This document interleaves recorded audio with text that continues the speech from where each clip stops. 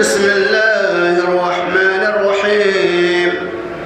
يا أيها الذين آمنوا كتب عليكم الصيام كما كتب على الذين من قبلكم لعلكم تتقون أياما معدودات فمن كان منكم مريضا أو على سفر فعدة من أيام آخر وعلى الذين يطيقونه فدية وطعام مسكين فمن تطوع خيرا فهو خير له وأن تصوموا خير لكم إن كنتم تعلمون.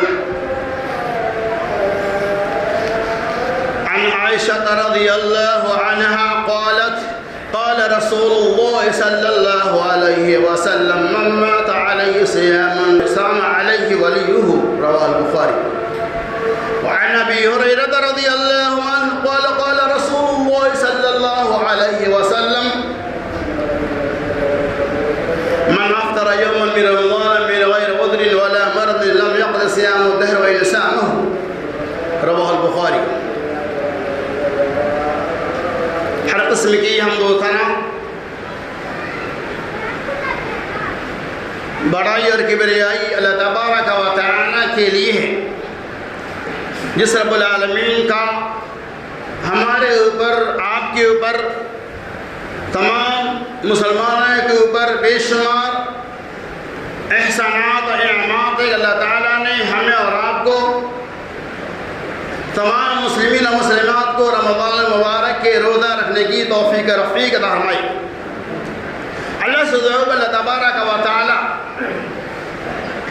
ہمیں ہمارے روزوں کے اندر اخلاص پیدا کر دی، ہماری عبادتوں کو ہر طرح کی ریا و نمود سے محفوظ اور معمون رکھے، آمین یا رب العالمین۔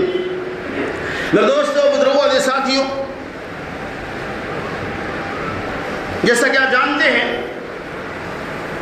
کہ رمضان مبارک کے لیل النہار سے ہم لوگ گزر رہ چکے ہیں، اور رمضان مبارک کا پہلا عشرہ بھی ہم سے جا چکا ہے۔ رمضان کی فرضیت اور اس کی اہمیت سے متعلق چند باتوں کی وضاحت کی جائیں گی۔ اللہ سے دعا کی اللہ تبارک و تعالی سننے سنانے سے زیادہ ہمیں اور آپ کو عمل کثیر کی توفیق رفیق عطا فرمائے، آمین یا رب العالمین۔ اللہ تبارک و تعالی نے سورہ بقرہ آیت نمبر 182 میں ارشاد فرمایا، یا ایھا الذین آمنوا کتب علیکم الصیام، اے ایمان والو تمہارے اوپر روزہ فرض کیا گیا ویسے ہی جیسے تم سے پہلے کی امتوں کے اوپر فرض کیا گیا، لعلکم تتقون، تاکہ تم متقی، تقوی شعار اور پرہیزگار بن جاؤ۔ ایام معدودہ، یہ گنتی کے چند دن ہیں۔ ومن کان منکم مریضا او علی سفر فعدۃ من ایام اخر، جب تم میں سے کوئی آدمی ان دنوں کے اندر مسافر ہو جائے، سفر میں چلا جائے یا بیمار پڑ جائے، ومن کان منکم مریضا او علی سفر فعدۃ من ایام اخر، تو وہ دوسرے دنوں میں ان گنتیوں کو پورا کر لیں۔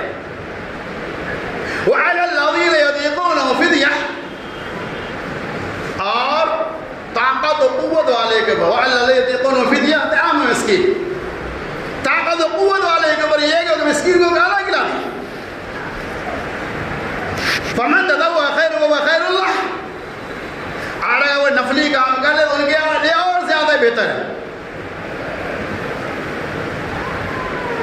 ان کنتم تعلمون، اگر تم جاننے والا۔ تو اللہ تبارک و تعالی نے آیات و بینات کے اندر روزہ کی فرضیت کی طرف اشارہ فرمایا۔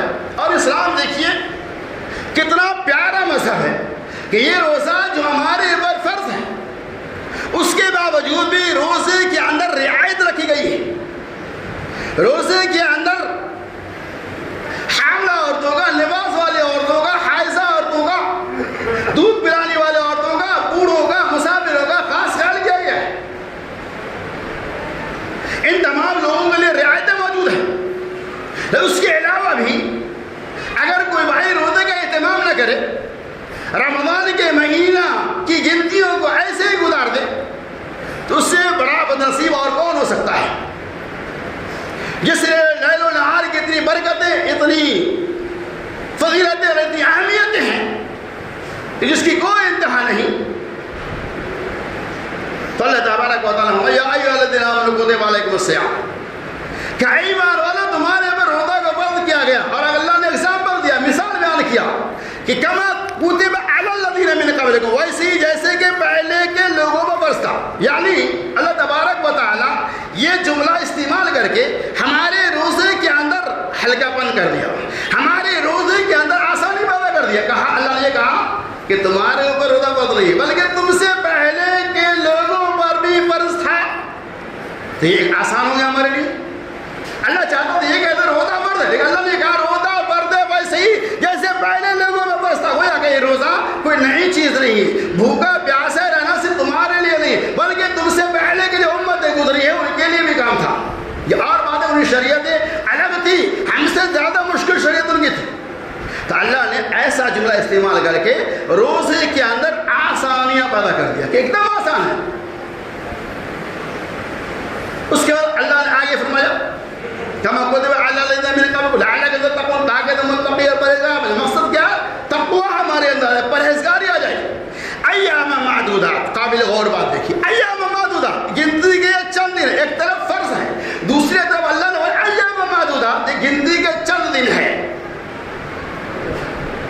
ایام معدودات کا میننگ کیا ہو؟ اللہ نے یہ کہا چند دن ہے، کیوں؟ اس کی مثال حالانکہ روزہ 30 دن کا فرض ہے، ایک مہینہ 29 سے 30 دن، لیکن قرآن کی فصاحت اور بلاغت دیکھا ایام معدودات. اے ایمان والو یہ گنتی کے چند دن ہیں.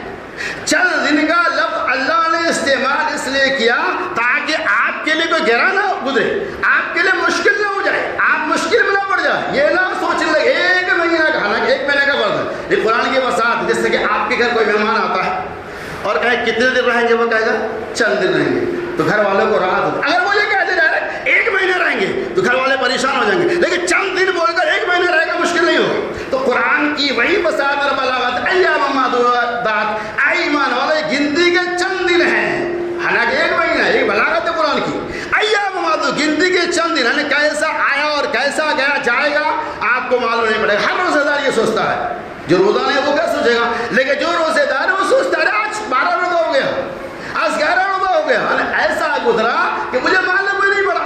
کیوں معلوم پڑے گا؟ قرآن نے چیلنج کیا نا ایام معدودات. قرآن نے جب چیلنج کر دیا کہ معلوم نہیں پڑے گا، ایام معدودات گنتی کے یہ چند دن ہیں، یعنی بالکل آسان ہے. تو چند دن کیا ہے کہ اللہ نے ہمارے لیے ایک آسانیاں پیدا کر دی. کتنا آسان ہے میرا رب، میرا رب کتنا رحیم و کریم ہے کہ روزہ رکھنا ہی رکھنا ہے، لیکن روزے کے اندر کتنی آسانیاں پیدا کر لا. دیکھ ایام معدودات. ایک تو بات تیسری آسانی دیکھیے، فمن کان منکم مریضا او علی سفر، جب تم میں سے کوئی آدمی بیمار پڑ جائے یا کوئی آدمی سفر میں ہو جائے تو اللہ تبارک و تعالیٰ اسے رخصت دے دیا. بیمار آدمی تو رخصت ہے اس کے لیے، حالت سفر کے اندر اس کے لیے رخصت ہے. اللہ کے رسول صلی اللہ علیہ وسلم كأن الله وضع عن المسافر الصوم وشرط الصلاة وعن الحملة وعن المرضع الصوم. رواه الترمذي. اللہ کے رسول صلی اللہ علیہ وسلم ان اللہ وضع عن المسافر الصوم، اللہ تبارک و تعالی نے مسافروں سے روزے کو رخصت کر دیا. وشرط الصلاة اور نماز کو نصف کر دیا. وعن الحملة اور دودھ پلانے، اور وعن الحملہ حاملہ عورتیں، بچہ جننے والے عورتوں سے، وعن المرضع الصوم اور دودھ پلانے والی عورتوں سے بھی اللہ رب العالمین نے روزہ کو رخصت کر دیا. اس کا اللہ کے فرماتے ہیں. اور اسی طرح سے اگر وہ حائضہ عورتیں ہیں، نفاس والی عورتیں ہیں، ان سے بھی اللہ رب العالمین نے رخصت کر دیا. جیسا کہ اللہ کے رسول صلی اللہ علیہ وسلم ان الحائضہ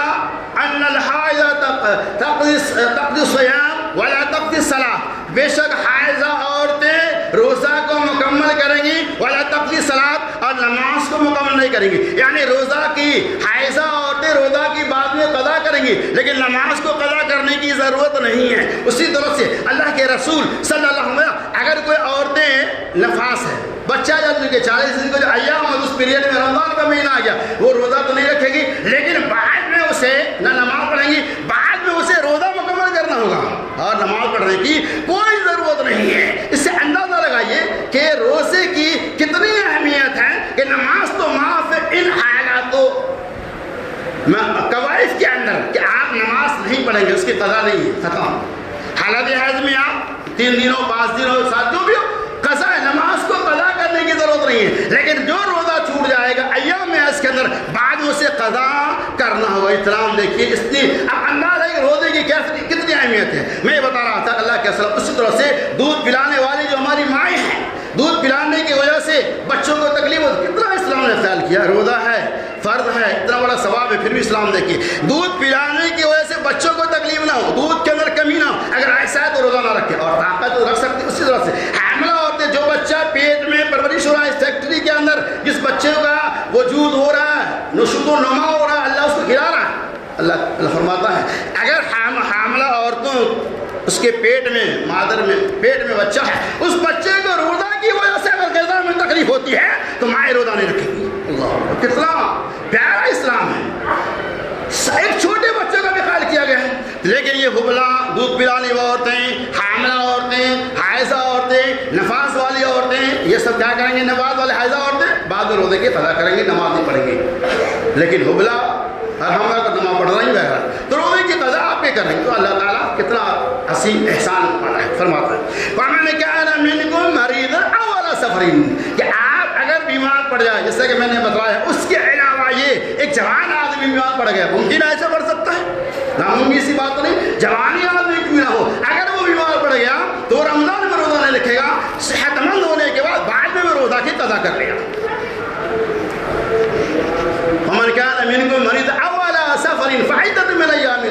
और आप किसी वजह से सफ़र में चले गए, जैसे कि अल्लाह के रसूल सल्लल्लाहु अलैहि वसल्लम और मुसाफिर से अल्लाह ने रुख्सत दिया, यानी सफ़र की हालत में चले गए तो रोज़ा माफ़ नहीं है, रुख्सत है। यानी आप सफ़र में तकलीफें होंगी, आप रोज़ा नहीं रखे, कोई बात नहीं, बाद में रखना है। ऐसा नहीं कि मजा लेंगे चलो सफ़र में हम निकल जाते रोज़ा, ऐसा नहीं, रोज़ा तो आपको रखना ही है। सफ़र में अल्लाह ने रुख्सत दिया, किसी वजह से सफ़र करना ही पड़ा, तो आज सफ़र में रोज़ा ना रखे, परेशानियाँ होंगी, सोबतों का सामना करना पड़ेगा।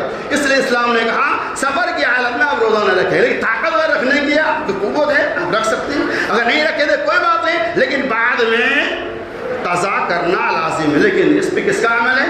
हम ख़वातीन को दाद देंगे, वो गिन गिन कर रोज़ा पूरा कर लेती है, लेकिन मर्द हज़रात रोज़ा पूरा नहीं, इल्ला माशाअल्लाह कोई हो ऐसा, लेकिन 90% की गारंटी दूंगा मैं, सफ़र में हो, हदर में हो, कहीं भी रोज़ा तोड़ दिया, बाद में वो कज़ा नहीं कर इल्ला माशाअल्लाह। लेकिन ख़वातीन अल्हम्दुलिल्लाह इस मामले में बहुत ही पहले, तो हालत सफ़र के अंदर रोज़ा माफ़ नहीं है, रोज़े की कज़ा है। उसी तरह से अल्लाह ताला में पहले दस्तूर था शुरू इस्लाम के अंदर कि जो लोग ताकतवर है, जिसे अल्लाह ने साहिब माल बनाया है, वो रोज़े के बदले माल को खर्च कर दिया करता है, उससे रोज़ा रखने की ज़रूरत नहीं है। लेकिन बाद में ये हुक्म साकित हो गया, अल्लाह तबारक व तआला अब ये हुक्म नहीं है,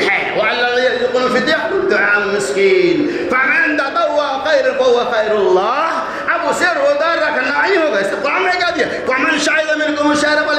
अगर वो रमज़ान के महीना को पाले तो रोज़ा रखना ही है, अब खिलाने से काम नहीं चलने वाला है। लेकिन हाँ, अगर कोई ऐसा मरीज़ जो दायमी मरीज़ है, जो बगैर दवा पे नहीं चलने वाला है, बाद में रोज़ा की कज़ा करने की ताकत नहीं है, गरचे वो अगर जवानी क्यों ना हो, लेकिन दायमी किसी मर्द के शिकार है, वो भूखा नहीं रह सकता है, हर 2 घंटे में उसे दवा की ज़रूरत है। अगर ऐसा कोई आदमी है तो उसके लिए उजरत ये माफ़ी है, तो रोज़ा भी न रखेगा, बल्कि वो एक फिदिया, एक मिस्कीन को खाना खिलाए, एक मिस्कीन चाहे 2 मिस्कीन चाहे 3, जो भी ताकत कम से कम एक मिस्कीन को बंदा खाना खिला देगा, फिर उसके लिए रोज़े की कज़ा नहीं है, उसका रोज़ा पूरा हो। कब? जब आपको रोज़ा रखने की बाद में भी ताकत नहीं। मिसाल के तौर पे एक बूढ़ा आदमी जिनकी उम्र 70 साल 80 साल 90 साल की है, अब उसे रोज़ा रखने की जरूरत नहीं, रोज़ा रखेगा बेहोश हो जाएगा, कुछ भी हो सकता है। इस्लाम ने उनके लिए इजाज़त दिया है कि हर दिन एक मिस्कीन को खाना खिला दे, फिदिया निकाल दिया करे। फिदिया का मतलब ये होता है कि जो आपके मोहल्ले में गुरबा और मसाकीन जो भी है, आप उन्हें 2 टाइम 3 टाइम जो खाना होता है वो आप दे दे, उसका मुआवजा दे दे। आज के दौर में समझ लिया आप उन्हें 200 रुपया दे देंगे, किफ़ायत कर जाएंगे। लेकिन किन लोगों के, बूढ़े लोगों के लिए, बूढ़ी लोगों के लिए, ऐसा बीमार जो बाद में रोज़ा की कज़ा नहीं कर सकता है, उनके लिए रुख्सत है। अब देखिए रोज़ा की एक तरफ अहमियत भी है, एक तरफ मकाम भी है, और रोज़े के अंदर एक तरफ छूट और रुख्सत भी। क्यों? ताकि कोई बंदा रोज़ा जैसी नेमत से महरूम ना हो सके। لیکن ہم اور آپ کتنے بدنصیب ہے کہ رمضان کے مہینہ میں ہم جان بوجھ کے روزہ کو توڑتے ہیں. اللہ کے رسول صلی اللہ علیہ وسلم عن عائشہ رضی اللہ عنہ قالت قال رسول اللہ صلی اللہ علیہ وسلم من مات علی صیام صام علی ولیہ رواه البخاری. میں عائشہ رضی اللہ تعالی عنہ کہتی ہیں کہ کسی آدمی کا رمضان کے مہینہ میں انتقال ہو جاتا ہے وعلیہ صیام اور اس کے اوپر روزہ باقی ہے، کیا کریں گے؟ صام علیہ ولیہ، اس کے گھر والے ان کے بال بچے چھوٹے ہوئے روزے کی تکمیل کریں گے. اس حدیث سے کیا پتہ چلا؟ استدلال یہ ہے کہ رمضان کے مہینہ میں آپ کے والد کا یا کسی آپ کے خاص رشتہ دار کا انتقال ہو جاتا ہے آپ کے گھر بھی، تو جو ان کے ولی ہے، جو وارث ہے، جو گھر کے بچے ہیں، ان کی ذمہ داری ہے کہ ماں باپ کی طرف سے اس چاہ یعنی زندگی بھر کا نہیں، جو رمضان کے روزے 5 روزے ملے 25 چھوٹ گئے، ان کے پیچھے جو ان کی اولاد ہے وہ اس روزہ کی تکمیل کرے گا. کتنی اہمیت ہے رمضان کے روزے کی، لیکن ہمیں اور آپ کو اس کا کوئی احساس نہیں. اس کا اور اندازہ دیکھنا تو آگے چلیے. حضرت طلحہ بن عبید اللہ رضی اللہ تعالی عنہ کہتے ہیں اللہ کے رسول صلی اللہ علیہ وسلم کی خدمت اقدس میں 2 شخص حاضر ہوتے ہیں اور ان دونوں آدمیوں نے ایمان قبول کیا، اسلام قبول کیا. اسلام قبول کرنے کے بعد وہاں سے آگے حضرت طلحہ بن عبید اللہ رضی اللہ تعالیٰ عنہ کہتے ہیں ان دونوں صحابی میں سے، دونوں صحابی تھے، ایک بہت ہی زیادہ عبادت گزار تھا اور دوسرا جو تھا وہ تھوڑا کم تھا، ایسا نہیں کہ عبادت گزار نہیں تھا، ان کے مقابلہ میں کم تھا. اور میں نے یہ دیکھا ان دونوں میں سے ایک جو بہت ہی زیادہ عبادت گزار تھا، نمازوں کی پابندیاں کرنے والا تھا، صوم و صلاۃ کا بہت زیادہ عبادت گزار تھا، اس کی موت شہادت کی موت ہوتی ہے. اور دوسرا آدمی جو ان کے مقابلے کم عبادت گزار تھا، جن کی موت شہادت کی موت نہیں ہوئی بلکہ عام موت ہوئی جیسا ہوتی ہے موت. میں نے خواب میں یہ دیکھا کہ بعد میں مرنے والا آدمی، بعد میں انتقال ہونے والا شخص جنت میں پہلے جا رہا ہے، جبکہ یہ عبادت میں بھی اس سے کم ہے، یعنی عبادتیں بھی کم ہیں. ان کی موت بھی شہادت کی حالت میں نہیں ہوئی. پہلے والے جس کی موت ہوئی ہے وہ عبادت میں بھی زیادہ تھا اور شہادت کی موت ہوئی. شہادت کی موت کے بارے میں آپ کو معلوم ہے، انورٹڈ کامہ سمجھیے، صحابہ کرام کی تمنائیں ہوتی تھی کہ میری موت شہادت کی حالت میں ہو، میری موت روزے کی حالت میں ہو، تاکہ یہ فرشتے اللہ کے سامنے جب میری روح لے کر جائے تو اللہ پوچھے گا اے فرشتہ میرے بندوں کی روح کو تو نے کس حالت میں کھینچا؟ فرشتہ کہ اللہ میں نے تیرے بندوں کی روح کو حالت روزہ میں کھینچا. اللہ تبارک و تعالیٰ مسکرا دیا. یہ تمنا صاحب کا تمہیں بتا رہا تھا. حضرت طلحہ بن عبید اللہ رضی اللہ تعالیٰ میں نے خواب میں دیکھا کہ بعد میں مرنے والا آدمی پہلے جنت میں، صبح ہوئی مجھے تعجب ہوا. میں نے اس کا تذکرہ اپنے ساتھیوں کے بیچ کیا، ساتھیوں کو بھی تعجب ہوا. کہا چلو دربار عالی میں فیصلہ وہی ہونے والا ہے.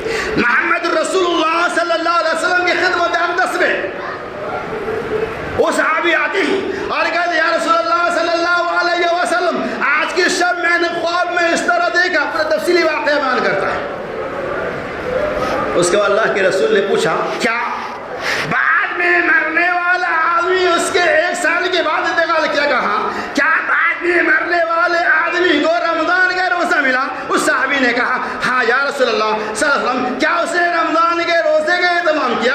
1 سال جو اسے ملا اس کے اندر نمازوں کی پابندیاں کی. اس نے کہا اللہ کے رسول صلی اللہ علیہ وسلم اس صحابی کی جنت میں زمین و آسمان کے درمیان فیصلہ ہوگا. مطلب یہ جس صحابی کی پہلے انتقال ہوئی، جس کی شہادت کی موت ہوئی تھی، اس صحابی اور بعد میں مرنے والے صحابی دونوں کے کمپرمائز ہو رہا. اللہ کے فرماتے ہیں کہ زمین آسمان جنت کے اندر ویسے ہی فاصلہ ہوگا جیسے زمین اور آسمان کے درمیان فیصلہ ہے. اللہ اکبر. پھر اللہ کے رسول صلی اللہ علیہ وسلم کہ صرف اس لیے کس بندے کو رمضان کا روزہ ملا، 1 مہینہ کا روزہ رکھ کر اپنے رب کو نماز صوم و صلاۃ کے ذریعے خوش کر لیا، رمضان کے روزہ رکھنے کی وجہ سے اس صحابی کا مقام مرتبہ بلند ہو گیا. اتنا بڑا مقام ہے روزے کا. لیکن ہم لوگ، ہمارے یہاں کیا اس کی کوئی اہمیت. اس حدیث سے کیا پتہ چلا؟ روزہ کی بڑی اہمیت ہے. ہمیں وہ انسان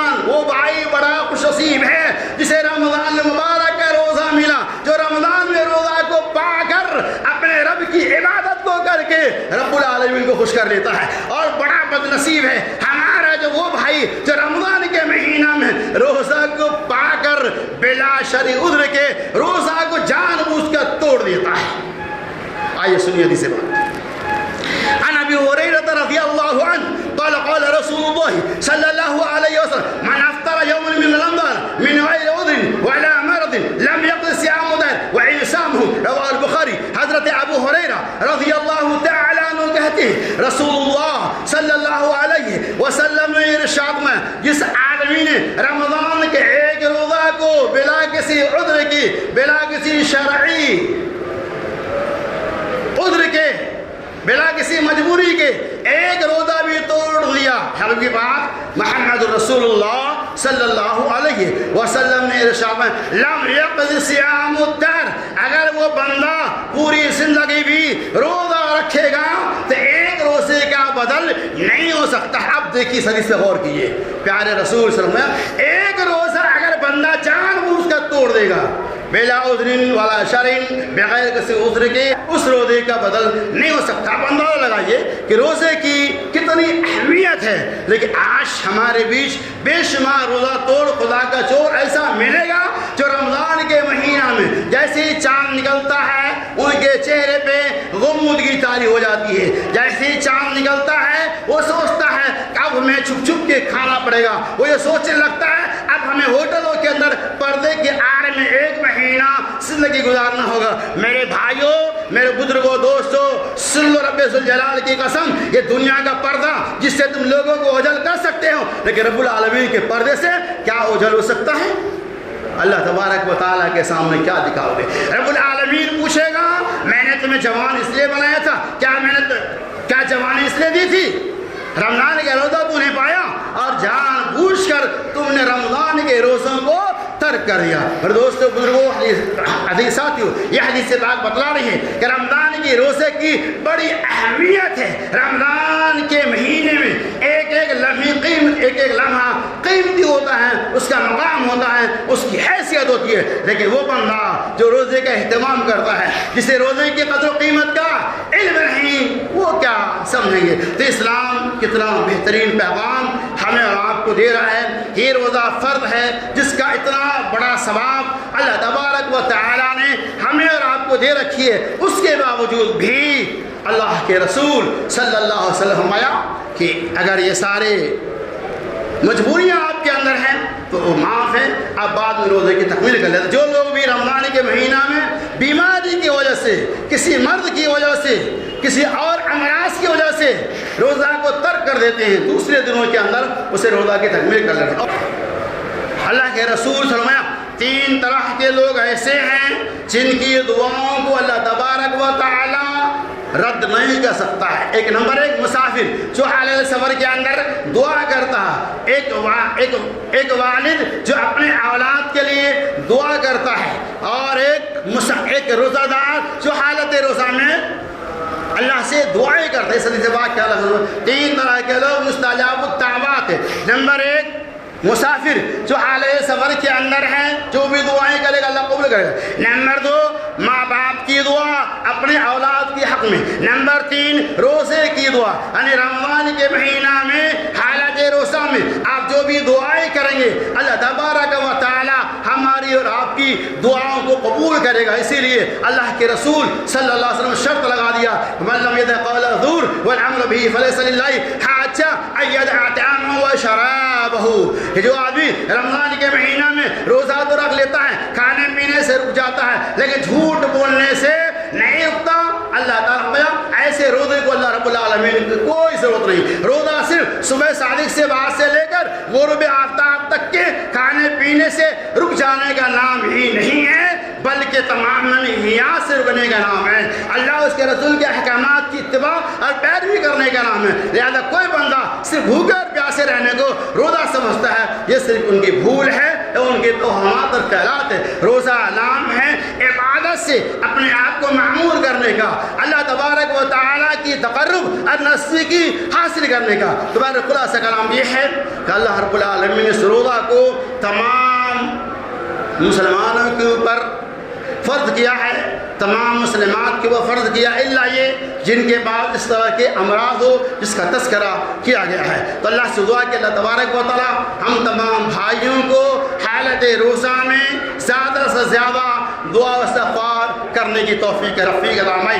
اللہ تبارک و تعالیٰ ہمارے ان بھائیوں کو جو روزہ توڑ ہے، جو خدا کا شور ہے، اللہ تعالیٰ انہیں بھی روزہ رکھنے کی توفیق رفیق عطا فرمائے۔ اے اللہ ہمارے یہ بھائی بیماری یا کسی اور مرض کی وجہ سے رمضان کے مہینے کے روزہ نہ رکھ سکے، اللہ انہیں تو صحت کاملہ عاجلہ عطا فرما تاکہ جو روزہ بچے ہوئے ان روزے کی وہ تکمیل کر رہے۔ اے اللہ ہمارے یہ بھائی تساہلی اللہ پرواہی کی بنیاد پر روزہ جیسی عظیم الشان نعمت سے محروم ہے، اے اللہ انہیں تو اپنی طرف سے ہدایت کاملہ عطا فرما۔ اے رب العالمین ہمارے روزے کے اندر اخلاص پیدا کر دے۔ اے اللہ ہماری عبادتوں کو ہر طرح کی ریا و نمود سے بچا۔ اے اللہ ہمارے جو بھائی بیمار ہیں انہیں تو شفائے کاملہ اور عاجلہ عطا فرما دے۔